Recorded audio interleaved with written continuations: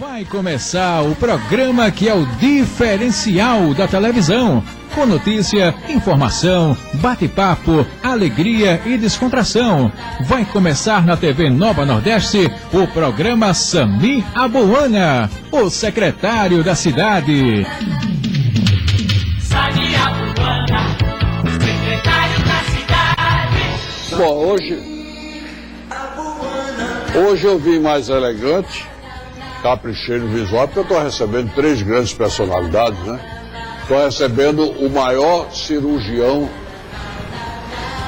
eu não sei se a expressão é essa, se não for ele me corrige, bariátrico. Já operou mais, já vai quase 3 mil pessoas que eram gordas e ficaram magras e com saúde. Esse detalhe que é importante. Ele é médico, cirurgião, oncologista, doutor Joaquim Branco. E quando eu preciso, é meu médico também.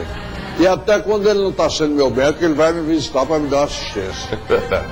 Amiga para isso. Amiga para isso, né? Doutor Joaquim, boa tarde. Boa tarde, Samir. Prazer imenso estar aqui, voltar, conviver com todos os telespectadores, com você. O senhor que gosta sempre de viajar para a Itália, é casado com a italiana, mas o que o senhor está fazendo com a fortuna que o senhor ganha? É a fortuna que ganha, os impostos comeram tudo. Porque o que eu ganho, imposto fica. Comeu tudo, foi? Assalariado é fogo. Trabalha para sobreviver e criar família. Médico não morre de fome. Não. Só se ele fizer alguma promessa. Mas ele dá para criar família, ser feliz cuidando da saúde dos outros. Tem participado de vaquejada? Tem, sim. Esse fim de semana tivemos lá em São Bento Una, perto da minha região, lá em Caetés, Capoeiras, rever meus irmãos, uma lapada de cana, correr um boi, conversar. Olha, esse negócio, não, porque cachaça, uma lapadinha de cana e agora geladinha. E se você espreme o limão, é bom, não é não? Faz bem ao espírito, à alma, ao corpo. Gelada. Não muita. Tem que continuar operando muito, né? Continua operando muito. Gordos que passam a ser magros com saúde. A perspectiva é melhoria de qualidade e quantidade de vida. O obeso mórbido, aquele obeso que tem acima de 45 quilos do seu peso ideal, ele tem indicação da cirurgia após avaliação muito profissional. Então, o que nós vislumbramos para ele é que eles tenham qualidade de vida, física, psicossocial, e tenha quantidade de vida o suficiente para usufruir do que Deus nos deu, que é essa vida bela. Ô doutor Joaquim Branco, esse negócio de um é gordo e não come quase nada, o outro come que só uma ferida brava e não engorda. Isso é privilégio da natureza? É genético. Nós encontramos em famílias um magro, onde a família é obesa, encontramos em famílias magras um obeso.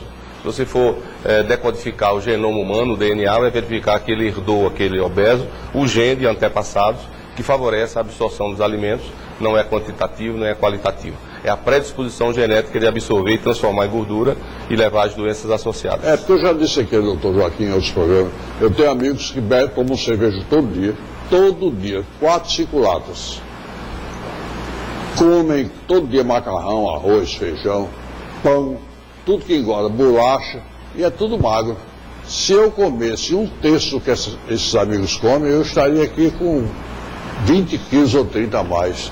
Quer dizer, isso é um privilégio dessas pessoas que não engordam, né? É verdade, é genético e a população mundial, com a oferta que tem hoje em dia de alimentos que não são tão sadios como nós imaginávamos que fossem, apenas belos e gostosos, está levando a humanidade da obesidade. Agora não dizem que a gente come também com a vista, né? Diz que as comidas coloridas são boas. É verdade. O fator de exposição ao alimento vai da etnia, vai da localização, vai da criação, da formação familiar. Eu, matuto do interior, criado em fazenda, eu não comia pão só no dia sábado, quando meu pai ia para a feira, comprava na sexta-feira. Não tinha refrigerante, era ponche, a comida era do milho, ali fabricado, era o bode, a carne normal. No entanto, hoje em dia eu vejo meus netos, vai para o colégio com 2 lanches, já que passa o dia no colégio, leva um lanche de manhã, um lanche de tarde, almoça no colégio, sai pedindo para comer um desses sanduíches da vida. Quer dizer, estamos coordenando muito mal a educação alimentar do nosso povo. Outro dia eu estava afim, fui para Casa Forte, lá tem um pastel que é uma delícia. Aí eu estava comendo pastel, deu vontade. Aí passa um médico amigo meu, ele disse, é por isso que você não fica magro. Comendo esse pastel, eu digo, doutor, Faz bem 3 meses que eu não como pastel, estou comendo hoje. Também certos pecados, a gente não pode fugir deles, porque eles dão prazer à vida, né? Faz parte da vida, do equilíbrio mente e corpo. Já pensou você ficar imaginando o ano todinho comer um pastel? Coma, se satisfaça e vive bem. Mas não, tudo em excesso é demasia. Uma vez eu estava doente e comi uma barra de chocolate. Aí liguei para o endocrinologista, meu amigo, e ele disse: você, quando acabou de comer a barra de chocolate, ficou com remorso? Eu disse: um pouquinho. Ele disse: o ruim é isso. Coma sem remorso. Não tem... Porque se você comer com remorso, você engorda. Se você comer sem remorso, dizendo: bom, vou comer hoje, eu tenho como, vou passar um bocado de dia sem comer, aí não acontece nada. E tem até livros hoje escritos por pessoas, por médicos, que dizem que se você pensar, vou comer esse negócio, vou engordar, você engorda. Será que isso é verdadeiro? Olha, nós estamos chegando numa ciência chamada equilíbrio mente e corpo, que tem muito a ver hoje nas doenças que o mundo nos apresenta, sejam elas hereditárias ou as adquiridas. Por exemplo, os vírus, eu já falei aqui a vocês, só queria puxar esse tema. Os vírus são os seres mais precoces, mais primários da evolução dos seres vivos. E esses vírus, eu disse aqui há alguns anos passados, que seriam os vírus que iriam destruir os seres humanos. O câncer de pênis, que trabalhamos muito para a prevenção, que é provocado por um vírus, o câncer do colo uterino provocado por um vírus, o herpes zoster, o vírus que provoca as patologias hepáticas, e agora o Zika vírus, que é um vírus novo para nós, trazendo esse problema seríssimo que o mundo já comenta, e nós temos que nos alertarmos para as doenças que podem ser preveníveis. Nós estamos num país onde temos verdadeiros esqueletos de qualidade de assistência médica e temos as doenças mais básicas e elementares, como essa transmitida por um simples vetor, que é o Aedes aegypti. Então, o que nós devemos trabalhar é conversar com quem nos governa, e temos que prevenir. Se prevenirmos, vamos viver mais e melhor, com menos gastos. Nós temos uma população brasileira vivendo muito mais tempo do que quando eu nasci, vivendo acima de 70, 80 anos, mas vamos ver que qualidade de vida nós estamos tendo. Então, a alimentação é fundamental. Pessoas que se alimentam bem desde a infância à vida adulta têm melhor qualidade de vida e têm menos doença do que aquelas que não se alimentam. No entanto, o importante realmente é isso que você disse. O equilíbrio mente e corpo. Se você estiver bem com você mesmo, você cria barreiras que impedem algumas doenças, alguns fatores que vão nos agravar a qualidade de vida, as doenças. Por exemplo, se eu estou bem, hoje eu estou bem, passei o fim de semana com minha família e tal, eu não me lembrei que horas eu fiz xixi, que horas eu fiz cocô, eu não tive febre, eu não tive dor, eu não tive gripe, eu dormi bem, não tive dor nas costas. Se eu tiver algum problema, seja ele profissional ou financeiro, qualquer um, tenha certeza que eu vou dormir mal, vou ter dor de cabeça, a gripe vai me chegar, eu vou fazer xixi, vai arder, eu vou comer, vou ter dor de barriga. Quer dizer, esse é um aspecto que o ser humano tem que trabalhar muito. É o fator psicológico da pessoa, né? E esse psicológico é o equilíbrio. Mente domina o corpo. Eu já percebi, por exemplo, que a gente vai vivendo, vai se conhecendo, né? Porque muita gente não se conhece. Eu, quando estou bem, feliz, alegre, sem problemas, sem aborrecimentos, sem desgostos, sem problemas familiares, eu exagero um pouquinho na extravagância e não acontece nada, não engordo. Mas se eu estiver em fase de estresse, de aperreio, de aborrecimento, qualquer coisinha a mais engorda. Funciona, né, doutor? Para mim não, para todo ser humano. Apenas nós temos que nos entender que somos seres que dominamos a nós mesmos. Então, esse autodomínio, o ser humano ainda não adquiriu essa necessidade. Os animais, de uma maneira geral, eles vivem porque comem, porque bebem água e pronto. Nós não, nós temos muitos fatores. O fator sentimental é fundamental, o fator social é fundamental. O alimentar é secundário, porque nós temos o discernimento de escolher nossos alimentos. Né? Eu digo para vocês, por experiência e por observar pessoas, eu sou muito observador, que as pessoas que hoje, muitas doenças são atraídas pelo aperreio. O aperreio é uma expressão bem nordestina. Aperreio.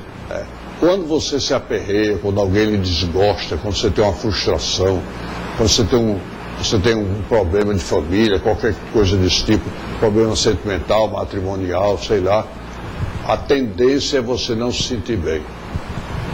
Porque, ultimamente, eu sou uma pessoa muito saudável, mas os problemas de saúde que eu tive nos últimos tempos foram todos gerados por aborrecimentos, por aperreios. E esses são vetores de doença, né? De doença. Nós perdemos a capacidade de reagir às agressões que nós temos no dia a dia. Da respiração, da água, do refrigerante, do alimento, do ambiente, das intempéries da vida, é ir num trânsito maluco que alguém quer bater, é o medo de ser assaltado, é a ansiedade de chegar logo em casa. Quer dizer, tudo isso faz com que nós diminuamos o que chamamos equilíbrio mente e corpo, que é a homeostase. Esse equilíbrio é fundamental no ser humano. A partir do momento que nós conseguirmos, pelo menos, pensar nisso, pensarmos em nós, estarmos bem conosco, para que aqueles que nos cercam estejam bem, vai melhorar a nossa homeostase, nosso equilíbrio. Vamos fabricar substâncias hoje já identificadas que vão nos proteger. São os soldadinhos que nos protegem contra o vírus da gripe, contra o alimento que vai lhe fazer uma diarreia, uma infecção urinária, uma gripe, uma tosse, etc. Então, isso é fundamental. Agora, essa máquina perfeita, ela se alimenta.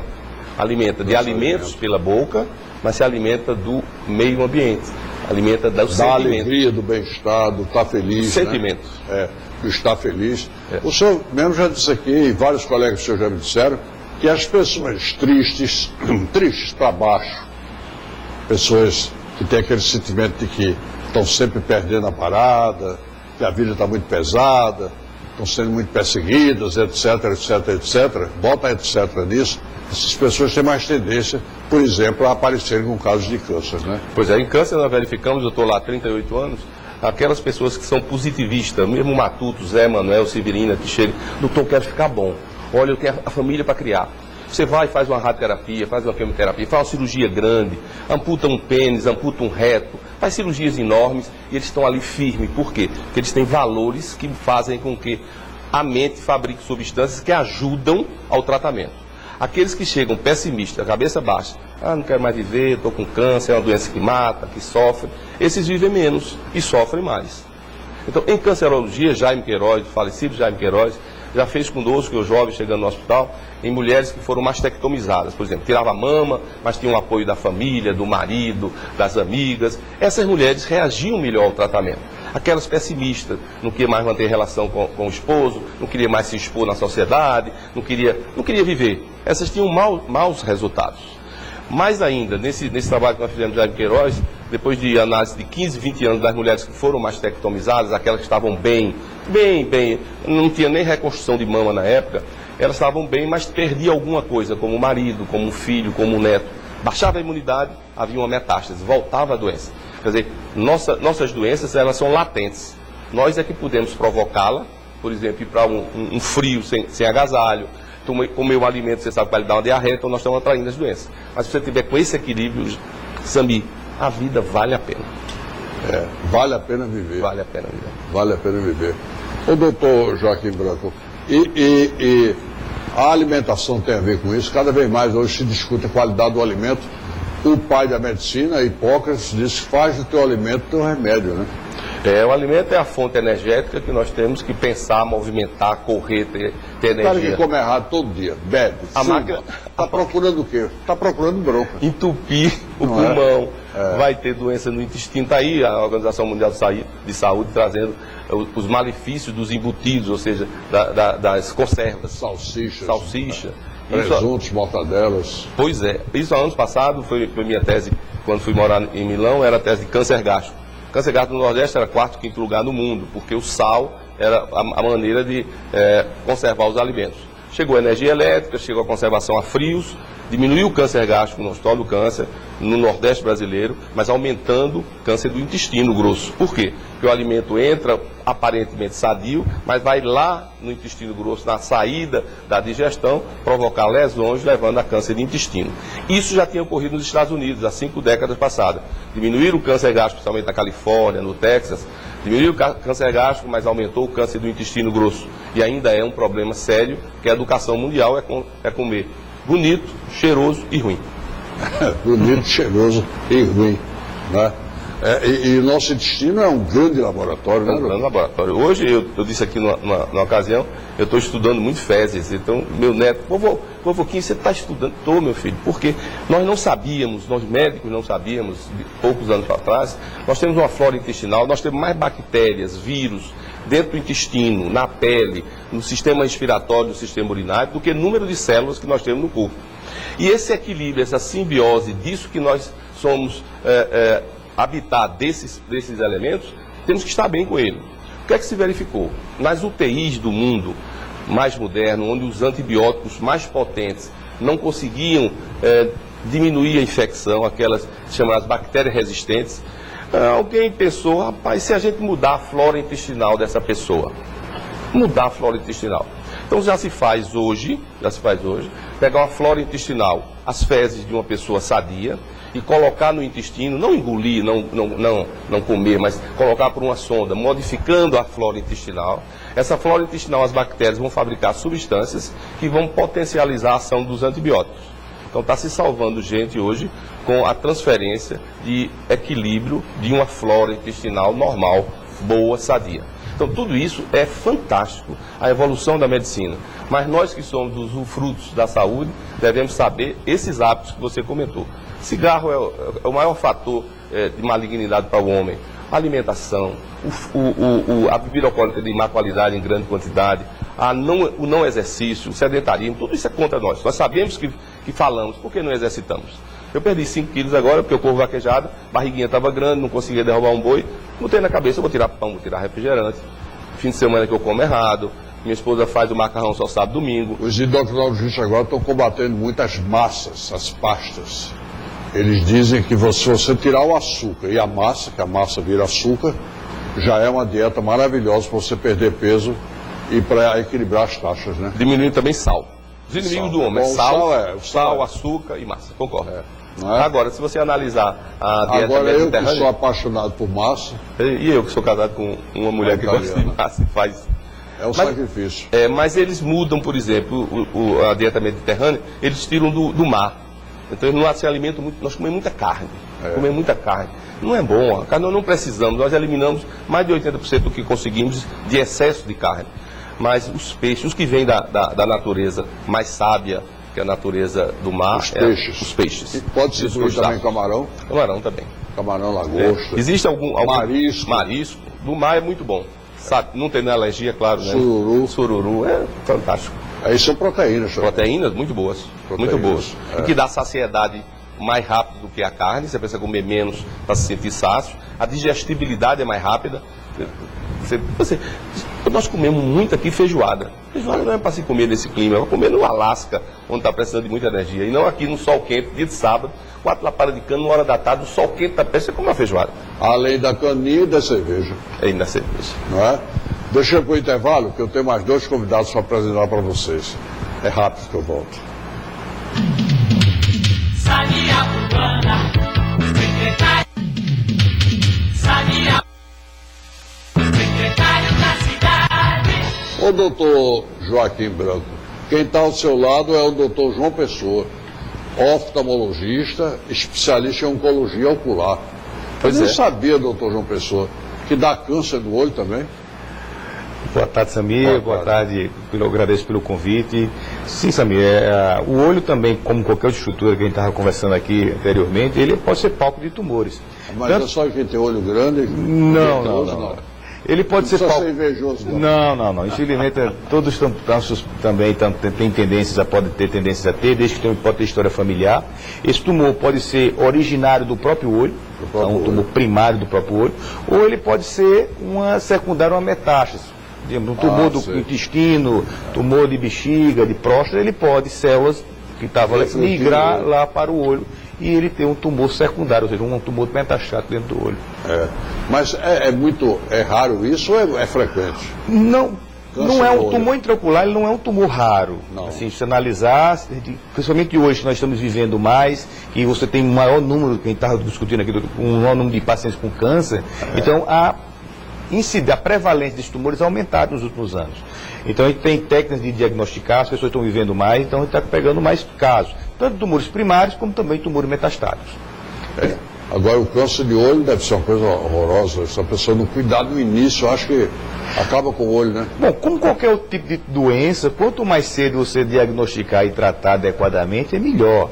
Lógico que você vai ter cânceres oculares que tem digamos assim, ele é mais indolente, evolução mais lenta, e tem outros tipos de tumores que são muito mais agressivos, se não tratado adequadamente, pode levar o paciente a óbito, a falecimento. Tem algum O doutor João Pessoa, tem algum sintoma que a pessoa desconfie que está com câncer no olho? Bom, vamos dividir assim os tumores em dois grandes blocos. Tumores em crianças e tumores em adultos. Em criança, o principal fator que a gente leva sempre a família é a questão da pupila branca, aquele olho de gato, um brilho diferente no olho.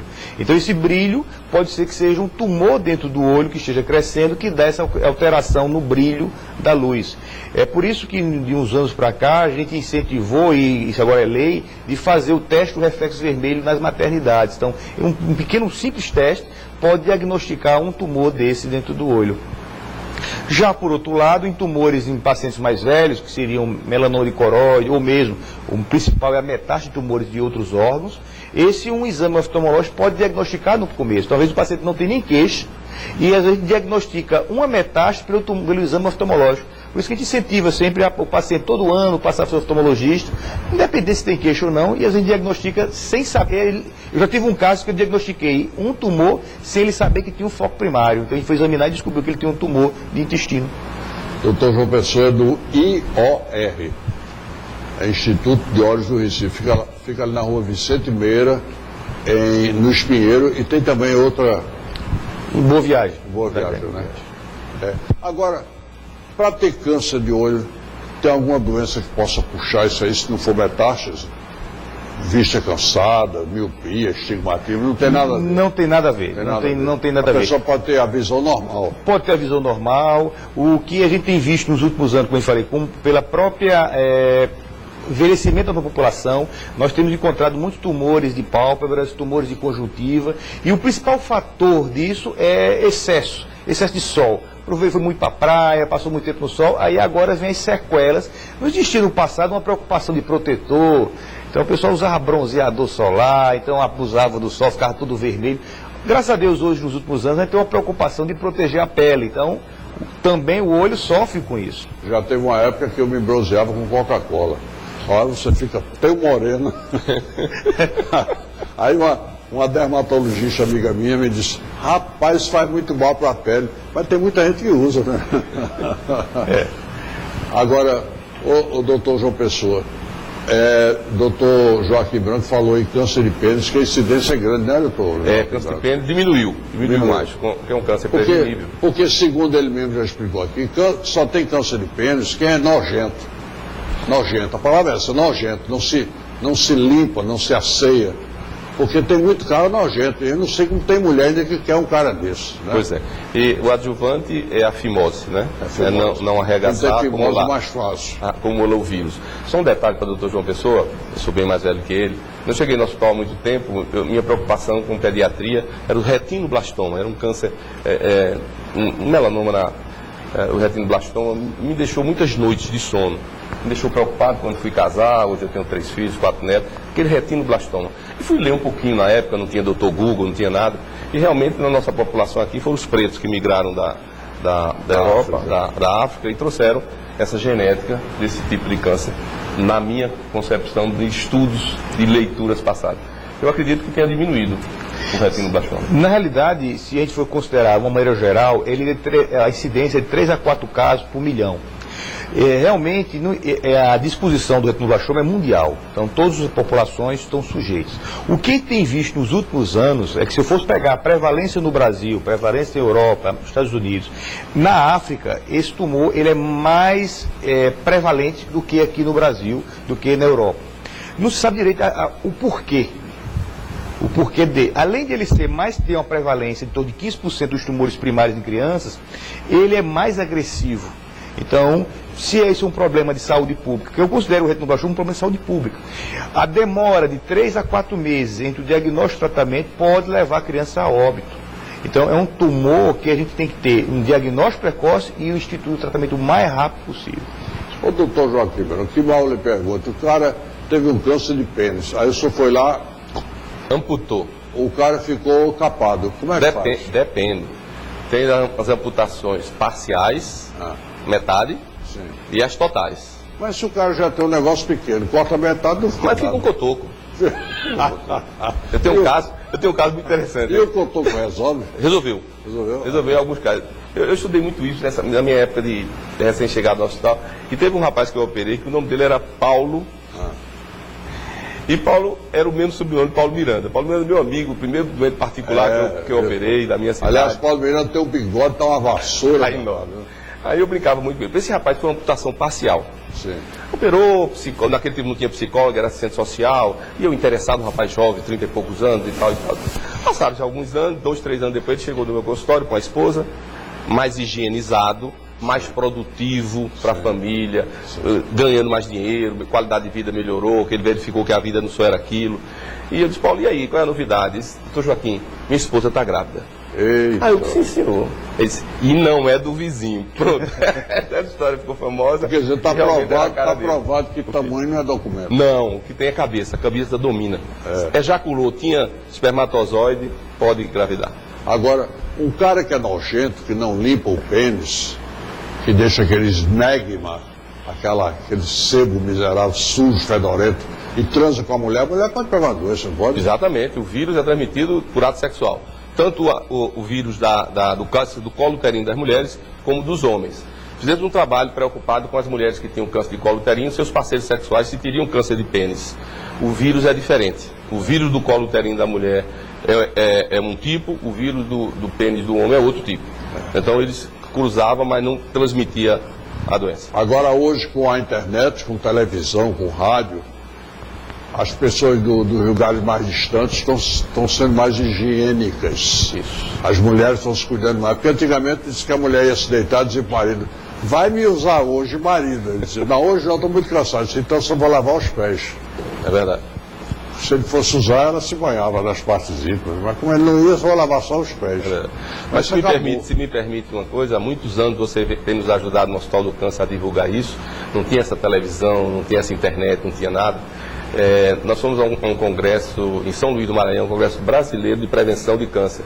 E lá levantamos essas hipóteses e tal, e chegamos à conclusão no final do congresso brasileiro, que a rádio AM, quando você foi o pioneiro a nos ajudar, era o melhor veículo de comunicação com credibilidade, que atinge exatamente aquele que está na cana-de-açúcar, o vaqueiro, aquele que não tinha informação.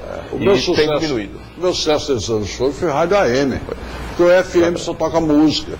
E quando fala alguma coisa que não é música, não interessa as camadas mais populares que precisam de informação. Exatamente. O rádio AM, nos Estados Unidos, o rádio AM é muito mais forte que o rádio FM, muito mais forte. E foi pelo rádio AM que nós começamos essa divulgação. Isso. Não é? Da prevenção. Doutor João Pessoa, o câncer de olho, ele evolui rapidamente? Vai depender do tipo de câncer. Se você tiver um câncer, como eu falei, em criança, que é o retinoblastoma, esse é uma evolução muito rápida. E é problema para tratamento. Então, o tratamento, como qualquer outro tratamento oncológico, ele depende de uma boa equipe. Então, o Hospital do Câncer, trabalho também no IMIP, então você não é só oftalmologista. Aí vem um oncologista, o radioterapeuta, o enfermeiro, o nutricionista. Às vezes teve uma paciente pequenininho que eu precisei tirar, o tumor estava muito grande, precisei tirar o olho dele, fazer uma nucleação para tratar do retinoblastoma, e ele não tinha condições clínicas de submeter a cirurgia. Então, aí entra nutricionista para melhorar a condição clínica dele, para ele poder ser submetido à cirurgia. Então, é uma grande equipe para tratar isso. Quem tem, por exemplo, pressão alta nos olhos, que é o glaucoma, certo. Isso atrai a doença ou não tem nada a ver? Não, são doenças diferentes. Agora, você pode ter o que nós chamamos de glaucoma secundário. Por exemplo, você tem um tumor dentro do olho, está crescendo, e essa compressão pode aumentar a pressão intraocular. Mas não foi o glaucoma que induziu o tumor. Ele é apenas, essa pressão é uma consequência do tumor que está crescendo dentro do olho. Então, eu vou até fazer agora a renovação da minha carteira de motorista. Eu estava dizendo, doutor João Pessoa, da última vez que eu fiz, a oftalmologista botou uma letra desse tamanho para eu ler. Eu disse, doutor, aí é covardia. Quando é que eu dirigindo vou ter que ler um negócio desse tamanho? Esse o senhor tem razão. Ela já quase me reprova. Também ninguém tem olhos de lixo. Não é, doutor? É verdade. A gente precisa enxergar o básico, o suficiente. Mas se o cara não tiver cuidado, leva pau no exame de olho para renovar a carteira de motorista. Né? Aí o bom é o cara ir logo antes, fazer uma refração, botar um grau bem potente, Porque quando ela botar a letra junta lá, o cara lê, né? Levar uma lupa, né, para dar uma aumentada na letra, ficar enorme. Pode ser isso, pode? Na realidade, o grau, a gente tem uma coisa engraçada sobre grau, chega a ter paciente, eu quero um grau mais forte. Na realidade, não existe o grau mais forte nem o mais fraco. Existe o grau que a pessoa necessita. E se botar muito forte também, ele não vê nada. Se você colocar, digamos, você precisa de 1 grau. E se você colocar 1,5, você não vai enxergar. Se colocar meio, também não. Então, existe o grau certo. Certo. Para isso, faz aquele teste. Exato. A gente faz o teste para ver qual é o grau que é o necessário para você melhorar a sua qualidade visual. Hoje, Pernambuco está bem servido na área de oftalmologia, não está? Graças a Deus, nós temos um grande polo médico em oftalmologia, que é uma referência nacional. Nacional. É referência nacional. Hoje tem o IOR, que é uma referência. Hoje tem o ROPE, que é uma referência. Hoje tem outros. Tem outros. Eu acho que a nossa sociedade de oftalmologia hoje é uma sociedade bem organizada. Você tem o ROPE, Santa Luzia, o H-Visão, o Univige, o Oftalmax. São clínicas... Santa Luzia lá na Estrada de Encanamento. Isso, são clínicas excelentes, com grandes médicos, com formação não só aqui no Brasil, como no exterior. Então, realmente, a população está bem assistida. Só que Deus, Pai Todo-Poderoso, Ele ainda está dando conhecimento ao ser humano aos pouquinhos, porque o mundo é muito ruim ainda, né? Esses muçulmanos que estão matando, né? Fizeram aquilo. Quer dizer, um mundo que tem pessoas desse tipo não pode ser muito amado por Deus. Eu acho que Deus nos ama, nos deu a vida, mas Ele deve estar dizendo, só dou até aí. Mais do que isso, vocês não estão merecendo ainda não. Porque não tem, por exemplo, você ficar cego, voltar a enxergar, não tem jeito, né, doutor? Bom, hoje, graças a Deus, a ciência está desenvolvendo. Vamos ver, a primeira coisa, não está enxergando por quê? Hoje a gente faz muito transplante de córnea. Então tem pessoas cegas por um problema da córnea, que a gente faz um transplante e o paciente volta a enxergar. Uma catarata que no passado deixou quantas pessoas cegas? Isso. Também cirurgias, hoje com implante de lentes modernas, o paciente volta, reabilita a visão do paciente. Outras doenças não, glaucoma, se ficar cego é uma cegueira em tese definitiva. Só que mesmo esses casos de cegueira definitiva que a gente tinha no passado, que ainda temos hoje a gente está conseguindo implantar chips na retina que está melhorando. Ainda experimental, estou falando de coisas experimentais, mas que ele volta a cegos a enxergar. Não vou dizer que seja a mesma visão, mas ajuda a população. Ainda é cedo isso? É cedo. Mas temos coisa a fazer. Agora, no glaucoma, já que o doutor João Pessoa tocou no assunto, eu quero reforçar, se você tem glaucoma, não deixe de todo dia colocar o colírio, porque senão você vai perdendo a visão aos poucos e de repente a tragédia acontece, não é, doutor João? Samir, a preocupação da oftalmologia é que, mais ou menos no Brasil, nós temos 1 milhão de pessoas com glaucoma. E o problema não é nem esse 1 milhão que tem a doença, é que tem 1 milhão que tem e não sabe. E não sabe. Então, o glaucoma vai avançando. E vai avançando, ele é uma doença que normalmente não dá sintoma nenhum, e quando o paciente percebe que não está enxergando, já está muito avançada a doença. Eu tive, durante a residência que eu fiz em São Paulo, eu tenho um paciente, para mim, esse é emblemático, que é um senhor que ia sendo preso, ele era porteiro de prédio. E a polícia prendeu ele mesmo, foi detido para esclarecimentos, porque um ladrão entrou no prédio e foi filmado, o ladrão passando, o ladrão da portaria, e ele não viu, ele disse que não viu o ladrão, achou que ele estava com cumplicidade, porque a filmagem mostrou passando. Na realidade, ele tinha um glaucoma tão avançado que o campo de visão dele era um tubo. E o exame que ele fez, ele descobriu que ele tinha glaucoma avançado, ajudou ele a sair da cadeia. É, porque o portador de glaucoma, ele começa a ver só na frente. Exato. Ele não vê mais perfeito. Então, ele não percebeu que a visão dele está, porque ele vai se acomodando com aquilo, ele não percebeu. Era um tubo, e ele não passou perto dele, ele não percebeu. Perde a visão periférica. É, totalmente a visão periférica. Agora, também os colírios de glaucoma são caros, viu, doutor? Não é? São muito... Tem um que custa 70 ou 80 reais. Tem colírios até mais caros do que isso. Mais caro, né? Tem. É um avanço a medicação. Há até 10 anos, a 15 anos atrás, nós tínhamos pouquíssimos colírios que dispunham para tratar o glaucoma. Hoje a gama é maior. Realmente o custo é um problema. O mais caro é porque é melhor, não? Não é que seja melhor ou não, é porque você tem efeitos e a própria droga é muito cara. Então, a gente tem, eu digo com meus alunos da graduação, que não adianta só você prescrever a medicação, você tem que saber se o paciente está usando o remédio. Isso, porque o problema é usar, não pode relaxar. Então, às vezes o paciente volta, eu não tive condição de comprar, às vezes uma medicação dessa custa um quarto, do que ele ganha no mês. verdade. Então o governo, para algumas coisas, ele fez um programa, existe um programa no Brasil, que é feita a consulta e é feita a dispensação da medicação. Então, no mesmo consulta, o paciente é avaliado e é entregue para ele durante 3 meses essa medicação.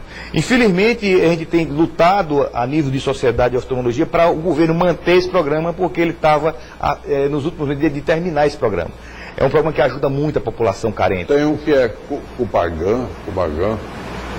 Tem um coleiro para glaucoma. Alfagan. Combigan, Alfagan. Combigan. E tem um outro que é mais caro que o Combigan, né? Tem outros mais caros. Os que chamam análise prostaglandinas, que são a Ganforto, Lumigan, Travatan, Xalatan, essas medicações, ele é uma prostaglandina, então o custo dele é mais caro. Então Quem usa um desses mais caro e não pode comprar, ele tem que ir ao médico para botar o Combigan ou ele pode trocar? Não pode trocar. O ideal é que, porque acontece, essas interações precisa tomar cuidado, porque todas essas drogas têm um mecanismo e uma ação diferente. É um que é aquoso, parece um óleo. Tem mais brancos, outros menos, mais líquido, o outro é mais uma suspensão. Mas o que acontece? Não faça a troca sem conversar com o seu médico. Se aquele colírio está dispendioso, você não está tendo condições, ou está tendo algum efeito colateral, volte no colega, escute. Tem desses colírios que tem efeito colateral, né? Tem efeitos colaterais sérios. Então, tem colírio que você não pode usar. Eu tenho uma pessoa na minha família que quando usa esse outro, que eu não estou mais lembrando o nome, fica com coriza. Então, ele pode afetar a frequência cardíaca.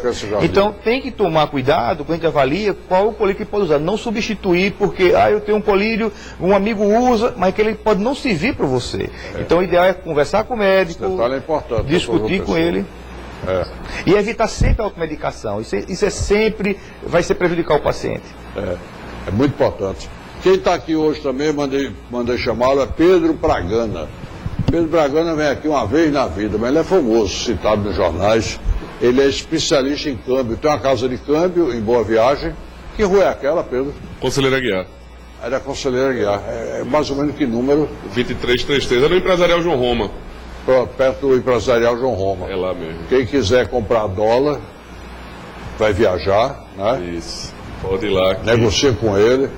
A gente manda levar em casa, não precisa nem ir lá. Manda levar em casa, olha que beleza. Ligar, manda os documentos. Aliás, é até perigoso sair com dólar hoje, porque com R$1 já está perigoso. E hoje em dia você Eu viajei agora recente em Miami, eu perguntei, aceita real? A moça do caixa fez assim. Uma careta tão feia que parecia que eu estava oferecendo merda. Tá valendo muita coisa não. É isso o mesmo. dólar deu uma caída agora. Essa frequência do dólar sobe e desce. Ela é consequência da crise política? Com certeza. No momento sim. Né? A economia, claro que também está bem fraca, está logicamente precisando de um fôlego aí, mas a gente nota que qualquer notícia ruim no mercado, na política hoje, um exemplo mesmo foi na quinta-feira, na quarta-feira passada, que o senador Delcídio foi preso junto com o banqueiro, né, o André Esteves. Aí o dólar deu uma subida. Já abriu com mais de 2% de alta no dia. Uma coisa que ele vinha já há uma semana, quase 10 dias em queda. Só foi uma notícia já estava 3,80. 3,69 o comercial chegou. Para quem estava acima de R$4, a gente considera que baixou muito, né? Até aconselho quem tem uma viagem próxima marcada aí e se organizando, porque eu acho que ele volta a subir. Volta a subir, né? Eu acho, é uma opinião pessoal. Vale a pena quem tem um dinheirinho não, como comprar dólar e guardar? Não, só se tiver uma viagem marcada a longo prazo, eu aconselho a comprar. Mas o dólar sempre valoriza, Pedro. O cara tem R$10.000, aí compra o quê? 3 mil dólares. 3 mil dólares. Menos, né? Não vale a pena. Daqui a 6 meses não vale. Mas quem garante que o dólar vai subir? O dólar pode cair, ele já está tão alto que pode cair, quem sabe? Se tem um impeachment, alguma coisa, muda o cenário, muda tudo, a economia começa a ganhar força. Doutor Joaquim Branco vai para a Itália, aí vai comprar o euro. O euro também está caro, né? Tá, também, mas se você comparar a paridade, que a gente chama a diferença do dólar para o euro, era de 1,12 e 1,13 e agora já está 1,6. Ou seja, o euro está muito próximo do dólar, o valor. Então, eu até brinco, eu digo, é melhor ir para a Europa do que para os Estados Unidos, pelo menos não tem um consumismo, né? Você lá vai, a Europa é só museu, restaurante, Você gasta ali só por isso. Você vai para Miami, leva 10 mil dólares com a família, não dá para nada. A mulher compra... Se for para Orlando, torra tudinho. Torra tudinho. E na Europa não tem esse consumo. Então está se tornando, eu acho que talvez Para melhor mim não é melhor que eu não vou ao museu, não gosto de museu. Eu acho melhor ainda, é só restaurante mesmo. Agora a comidoria é boa. É boa, muito Não é? boa. Claro. Quer dizer que a tendência é o dólar cair. Vamos dizer que a crise... Não, assim, a tendência, falando aí dos gráficos Mas isso que a econômicos, política está esquentando, viu? tá, a tendência é de alta. Era que esse dólar chegasse no fim do ano perto de R$5, coisa que não aconteceu. Foi bom. Né, isso prova que, assim, logicamente que o governo, você vê que ele faz um malabarismo gigante para segurar a cotação do dólar. É meio que fictícia essa cotação, né?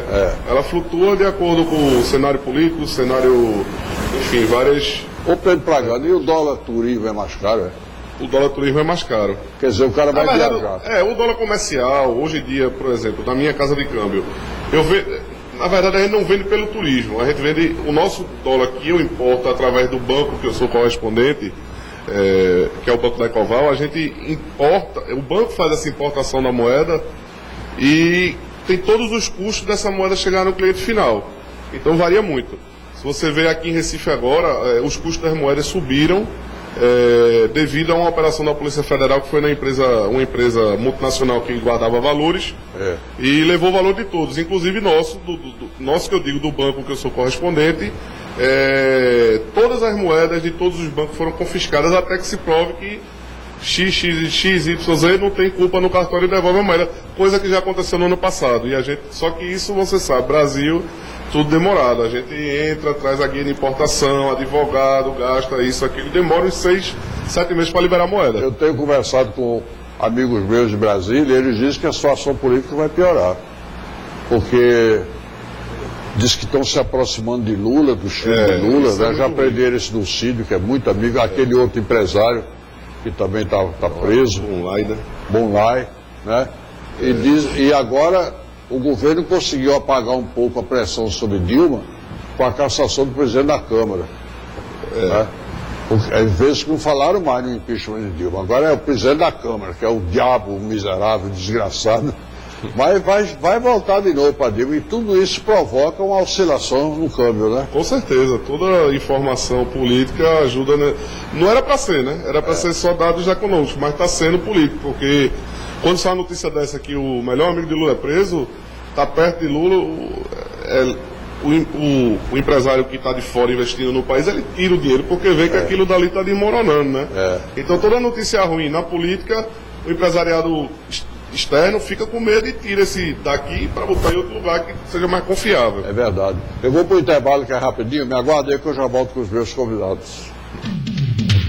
Sadia Urbana, secretário da cidade.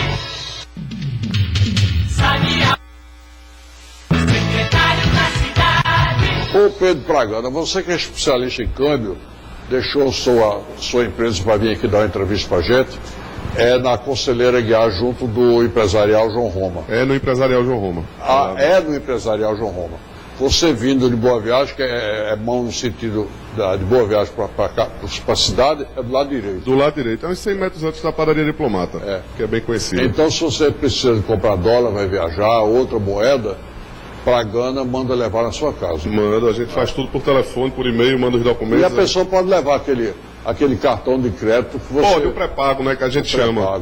Hoje em dia o pré-pago perdeu muita força por causa do IOF, né, que foi aumentado há 2 anos atrás e subiu demais, e a venda dele agora é praticamente para estudantes, que os pais querem ter uma segurança de levar um dinheiro e conseguir mandar um dinheiro rápido para ele. Ou então, se você vai para um país que tem uma moeda que a gente chama de exótica, que a gente não consegue vender aqui no mercado, tipo uma Tailândia, Indonésia, que seja um lugar desse, você pode carregar o cartão com dólar, chega lá e você saca a moeda local, tranquilo, sem problema. A máquina mesmo faz a conversão, já o próprio cartão de crédito, Essa facilidade, ele ajuda também nisso. Qual é o telefone da tua casa, tua casa de câmbio? 3039 2121. 3039 2121. 3039 2121. Isso. Pragana, foi bom você dar essas dicas pra gente, né? Obrigado, Samir. Obrigado. Mas eu estava conversando aqui com o doutor João Pessoa, que quem tem, por exemplo, glaucoma, não deve trocar um colírio pelo outro, porque o outro é mais barato. Porque são efeitos diferentes, né, doutor? Isso. Quem usa, por exemplo, COSOP, e muda para o outro. Existe, a preocupação que a gente tem é que às vezes, quando surgiu a questão dos medicamentos genéricos, eu acho que foi um avanço. Só que existe a questão de efeitos. Quando você coloca, às vezes, uma medicação que você está usando, o COSOP, e troca por um genérico. O genérico. Não, o genérico, que seria em tese, seria a mesma droga que teria no COSOP. Deveria ser o mesmo efeito. E a gente, às vezes, não observa o mesmo efeito. Então, qualquer substituição de medicação, seja usar o genérico daquela droga, seja substituir, como você colocou, eu vou trocar tal A por B, tem que ser com o médico, para ver se aquela medicação você pode utilizar ou não. Então, evitar sempre a questão de automedicação. Como eu falei, não é porque meu vizinho usa aquele colírio que eu vou ter o mesmo efeito, que eu vou ter o mesmo benefício. Também tem isso em cirurgia de catarata. Aí eu coloquei, o meu amigo colocou uma lente, ficou enxergando de perto e longe, está maravilhoso. Mas para você pode não ser aquilo, a sua indicação ser outra. Então, sempre é importante conversar, tirar as dúvidas com o médico, ele vai esclarecer. E sempre, eu falei, evitar a automedicação. O COSOP, por exemplo, está muito caro, né? E o genérico não merece confiança, está vendo? Então, o que é que o Ministério da Saúde está fazendo? Da Anvisa, que às vezes empomba com o copo que é besteira e não manda examinar esse genérico, que geralmente não dá o mesmo efeito do COSOP. O COSOP parece R$80 por dia. São medicações realmente muito dispendiosas, e quando você considera que tem pessoas que ganham um salário mínimo, imagine esse impacto que tem na vida da pessoa. Então, é por isso que esse programa que o governo está fazendo, a gente espera, a nível da Sociedade Brasileira de Glaucoma, que isso cresça, que dê a medicação. Porque eu digo assim, um paciente cego, cegueira não tem preço para aquele paciente, mas existe o custo para a sociedade. Imagina o que é o custo da sociedade de bancar um cego. Então, para ele não tem preço, mas para a sociedade tem um custo. Então, a gente tem que tentar evitar que aquele paciente fique cego, seja diagnosticando precocemente a doença, e também dando o tratamento adequado. Dizer que ele tem glaucoma e não tratar ele adequadamente, você não está fazendo muita coisa. Não está adiantando. Não adianta nada. Doutor Joaquim Branco, o que é que a gente pode comentar para finalizar? Finalizar que saúde é essencial. Tem muita gente que faz essa cirurgia, fica magro, fica com saúde, às vezes é hipertenso, a hipertensão fica equilibrada, às vezes diabética, diabetes tipo 2 some, não é? É verdade.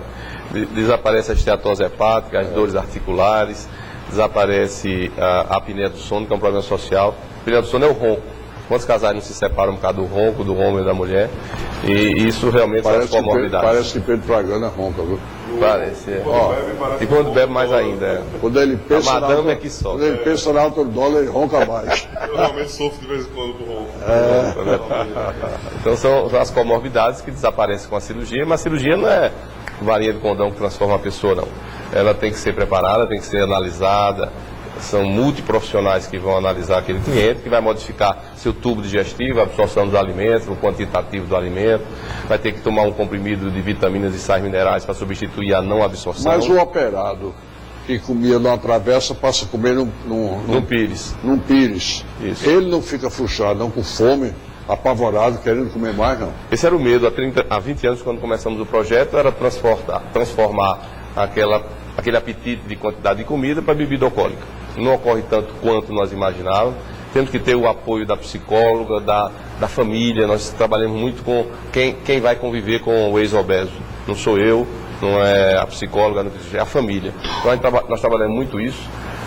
Hoje mesmo estamos programando operar um super obeso, 244 quilos. 244 quilos? 244. Também está fazendo uma dietazinha para ser operado.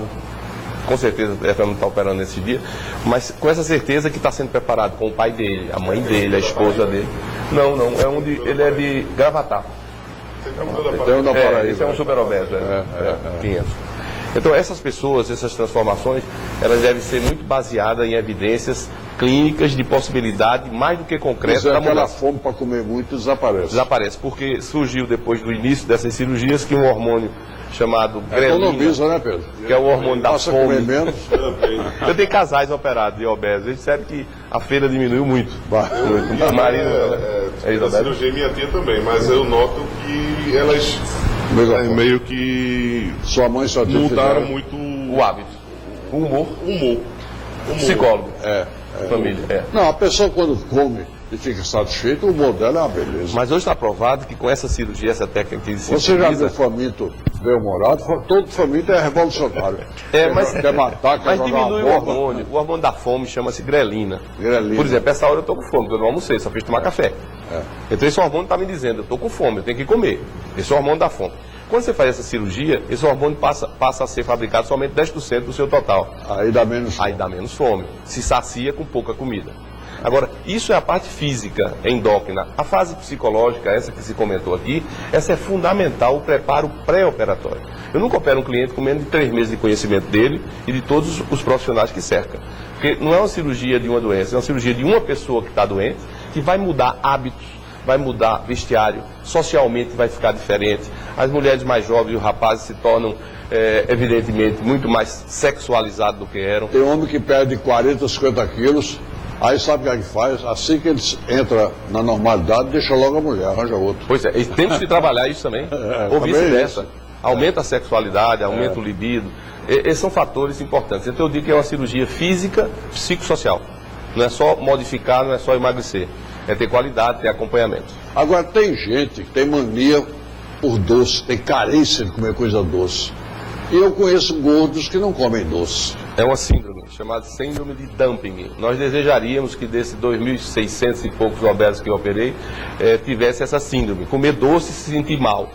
Dá um ataque cardíaco, o coração bate rápido, sua frio, Tá tem vendo? tontura, tem mal-estar. Aquele pudim. Exatamente para não voltar a engordar. Precisando dessa síndrome. Síndrome de dumping. Mas nem todos têm. Eu gosto quando eles têm, porque aí eles não voltam a comer doce. Mas e diz que o que tem vontade de comer doce tem mais tendência para diabetes tipo 2. Ah, sim, sem dúvida, sem dúvida, sem dúvida. É. Mas o importante mesmo é que, ao longo da longevidade da cirurgia que eu realizo, a mudança de paladar. Começam a comer menos e melhor do que quantidade sem paladar. Se torna um verdadeiro gourmet. Eu conheço senhores que operaram, agora eu vou sábado e domingo com a minha esposa, fazer minha comida, comprar não sei o quê, porque ele vai comer menos e bem, enquanto ele comia muito e mal. E mal.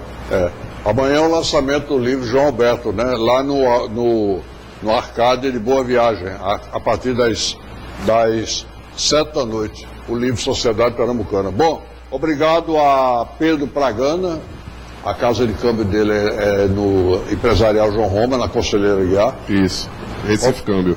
Obrigado ao doutor João Pessoa, oftalmologista do IOR, na rua Vicente Meira, no Espinheiro. Eu que agradeço a exposição. E muito obrigado ao doutor Joaquim Branco, meu amigo, esse grande cirurgião, por mais uma aula que ele nos deu hoje. Uma conversa agradável. Gente, muito obrigado, viu? Muita paz, uma semana feliz, Papai do Céu abençoe vocês. Até o próximo programa e uma ternurinha para você.